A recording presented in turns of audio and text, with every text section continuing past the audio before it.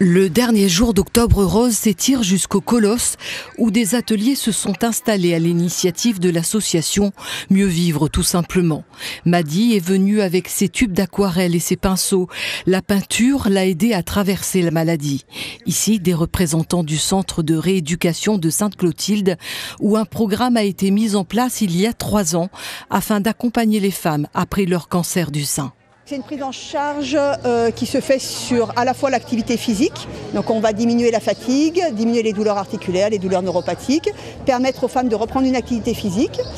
Et après, il y a toute la prise en charge aussi bien-être, reprendre confiance en elles, groupe de parole pour parler de la maladie, des ateliers diététiques. Et l'objectif, en fait, c'est que les femmes, elles puissent reprendre leur vie en main, tant sur le plan physique que sur le plan professionnel, que sur le plan personnel, et garder à terme une activité physique régulière. Il est aussi beaucoup question de dépistage ce vendredi, car 40% des femmes seulement font aujourd'hui l'examen nécessaire à partir de la cinquantaine. Bien sûr, c'est nettement insuffisant et surtout qu'il faut vraiment développer l'apprentissage de l'autopalpation.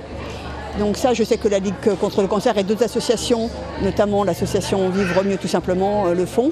C'est très important. Pour moi, la priorité, c'est que les patientes, les femmes apprennent elles-mêmes à se dépister. C'est primordial.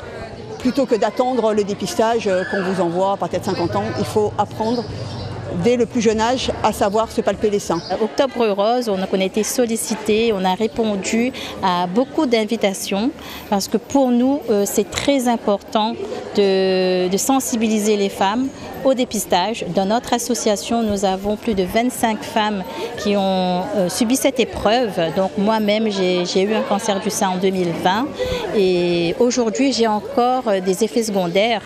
Donc c'est à prendre soin de soi. Notre association, elle est là pour aider ces personnes après leur maladie au travers des activités hebdomadaires qu'on leur propose. L'association présente toutes ces activités au sein de ce village chanté au Colosse et espère toucher un maximum de monde sur cette maladie qui entraîne 88 décès en moyenne chaque année. En 2024, environ 27 000 femmes ont fait un dépistage à La Réunion.